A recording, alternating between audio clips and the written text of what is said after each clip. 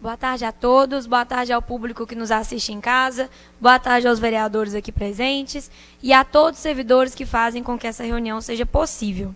Boa tarde também a Sidneia, que falou muito bem aqui sobre a precariedade do transporte público de Divinópolis. Precariedade anunciada por essa vereadora dezenas de vezes, o que não foi suficiente para que parte do Legislativo decidisse entregar para a empresa de ônibus R$5.600.000.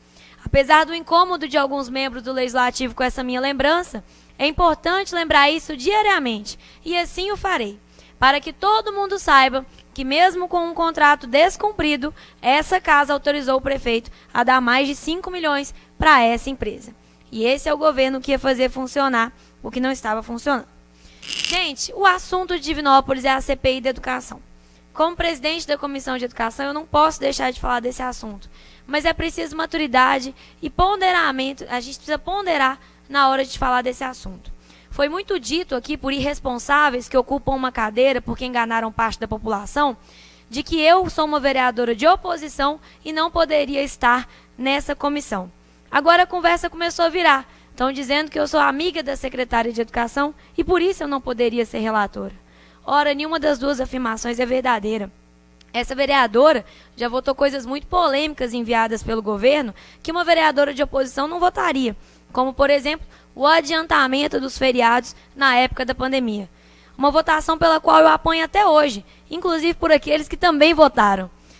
Será mesmo que uma vereadora que ocupa uma posição cega faria isso? Por outro lado, o argumento de amiga da secretária é muito irresponsável, considerando que eu a conheci no exercício do mandato. No meu trabalho na Comissão de Educação como presidente, ano passado ao lado do Ney, ao lado do Diego, e esse ano ao lado do Ney, ao lado do Flávio, nós trabalhamos com imparcialidade. Em dezenas de vezes concordamos com o que a Secretaria de Educação fazia e em dezenas de outras vezes fomos contrários. Em alguns momentos, agi de acordo, em alguns momentos precisei inclusive denunciar a Secretaria ao Ministério Público. O meu trabalho é um trabalho imparcial. E essa é uma coisa que só dá para fazer quando a gente não é parente de ninguém, quando a gente não deve um mandato a parente nenhum, ou quando a gente não tem nenhum tipo de rabo preso ou troca de favor. Aí dá para ser independente e fazer esse trabalho que a gente pretende fazer. Eu só posso falar por mim dentro da CPI. E o que eu garanto é um trabalho idôneo, de apuração muito séria de tudo aquilo que tem chegado. Eu não tenho opinião formada sobre qual foi a ação da Secretaria de Educação. Eu prometo ao Divinopolitano apurar isso com muita seriedade. As perguntas são muitas, gente. Será que houve superfaturamento? Qual que é a idoneidade das empresas que participaram dessa ata? Será que houve interferência de assessor de alguém? O prefeito sabia dos valores dos itens? A secretária de governo sabia? O procurador da prefeitura sabia? São todas essas perguntas e muitas outras que ainda não têm resposta e que eu, junto aos outros vereadores designados pelo presidente da Câmara, vamos tentar apurar. Com a idoneidade e com a isenção que eu sempre tive ao longo do meu mandato, eu farei isso. Agora, gente, eu quero falar um pouquinho para vocês sobre a UENG. Não é segredo para ninguém que eu sou defensora da educação aqui na Câmara. E também não é segredo para ninguém que o atual governo que nós temos, tanto a nível federal quanto estadual, só quer destruir a educação e o ensino público. É perfil do presidente Bolsonaro e perfil do governador Romeu Zema caminhar pela destruição do ensino público. Eu preciso lembrar a todos vocês que estava no plano de governo do governador Romeu Zema a privatização da UENG. E que ele só tirou isso do plano porque a retaliação e a crítica da população foram imensas. E aí, como ele queria ganhar a eleição, ele voltou atrás. Mas o plano de sucateamento da UENG permanece. Permanece em vários aspectos. E aí a gente precisa colocar o dedo na ferida na atuação municipal também. Quando a gente está falando da UENG, a gente está falando de uma região completamente escura e com um transporte público ineficiente. Quem estuda à noite volta para casa de transporte público e passa um aperto danado, porque a prefeitura, que ignora os estudantes das universidades, apesar do que diz o Plano Municipal de Educação, não garante linhas de ônibus suficientes para todos os bairros que têm estudantes da UENG. A linha 19 parece um caviar, parece uma sardinha de tão lotada. Os horários do 02 nunca dá para confiar, especialmente no fim do dia. Isso aí, gente, é atribuição do prefeito.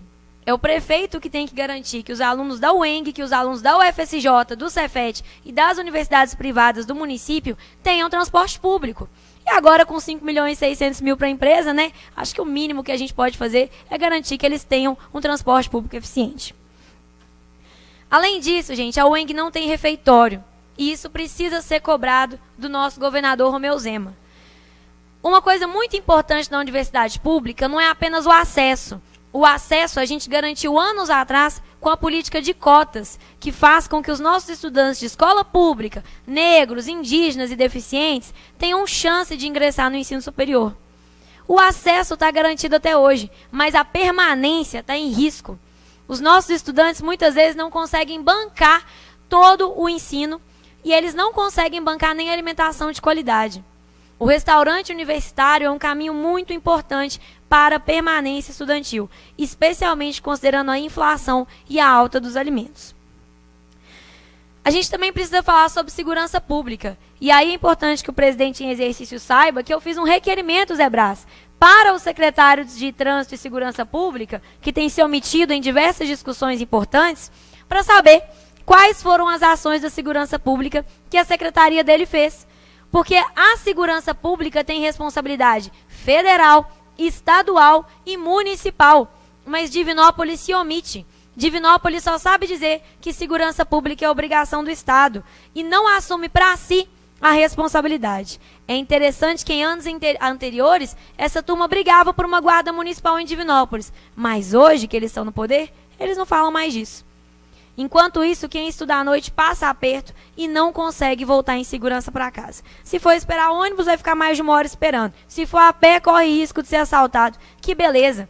É isso que o prefeito Gleidson, que o governador Romeu Zema pensam para os estudantes de Divinópolis.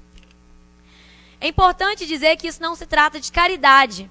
Quem se lembra da região do São José, Xanadu, toda aquela região antes das universidades irem para lá?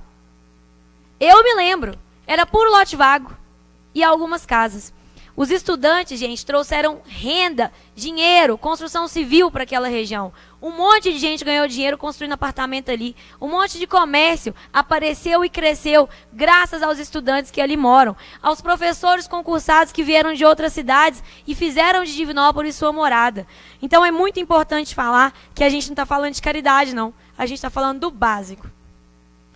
Por fim, presidente, eu quero falar sobre a coleta seletiva e a incompetência e inoperância do nosso secretário de Meio Ambiente. O buraco está muito mais embaixo do que parece. E eu queria que o Dorel colocasse algumas fotos que eu enviei para a gente poder conversar sobre o trabalho análogo à escravidão que a Prefeitura de Divinópolis tem permitido que aconteça em local que é sede deles, alugada por eles. Você já pensou um trabalhador almoçar dessa forma? Esquentando seu almoço sobre 2 tijolos no chão? Essa é a condição de trabalho que a Prefeitura de Divinópolis dá para os nossos catadores de reciclagem. Pode passar, Dorel. Isso aí, gente, é o chão lá de onde eles trabalham. Porque chuviscou um pouquinho. Quando chove, lá vira um lamaçal, em que nem porco fica, quanto menos trabalhador. Pode passar, Dorel. Esse aí é o refeitório improvisado deles. Após esquentarem o alimento, o sagrado alimento que todo mundo tem direito, numa fogueirinha feita entre 2 tijolos no chão, eles almoçam aí, no meio do entulho. Tem mais uma foto, Dorel? E essa é a estrutura de lá. Paga com o dinheiro de todos nós. Paga com o aumento do seu IPTU, cidadão.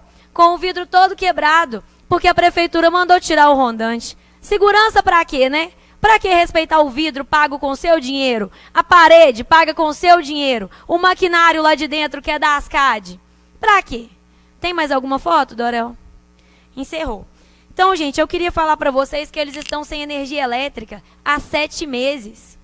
Essa estrutura está sem energia elétrica há 7 meses. Eles trabalham num local em que eles tomam banho frio no final do dia. Eles não têm onde esquentar seu alimento. E aí eu pergunto para os puxa-sacos do prefeito, será que dizer isso é fazer politicagem? Será que cobrar condição digna de trabalho para esses trabalhadores que fazem algo que é obrigação da prefeitura, segundo a Política Nacional de Resíduos Sólidos, é politicagem? Essas pessoas têm que ter um micro-ondas e um fogão para esquentarem seu alimento. Eles têm que ter energia elétrica para tomarem um banho quente. Eles têm que ter segurança, porque a Ascad já perdeu até computador deles, da associação que tinha lá dentro, roubado, depois que a prefeitura mandou tirar o rondante. E agora tudo se resume a dizer, mas vai mudar de lugar, vai para uma nova sede. E as perguntas se acumulam. Vai ter rondante lá? Vai ter energia elétrica lá? Eles vão regularizar a situação de trabalho dessas pessoas? Gente, eu vou denunciar a Prefeitura de Divinópolis ao Ministério Público do Trabalho, porque isso gera vínculo. Eles estão fazendo uma função que é da Prefeitura da coleta seletiva, segundo a Política Nacional de Resíduos Sólidos, trabalhando sem energia elétrica, na escuridão e na sujeira. Esse é o governo do povo. Essa é a gestão de fora para dentro, tratando tão mal pessoas que por vezes não conseguem ganhar nem R$1.000 por mês para sobreviver. Eu quero saber de vocês. Vocês se sentiriam humanos e respeitados trabalhando num lugar assim? Alguém merece trabalhar dessa forma? Eu tenho certeza que não, presidente.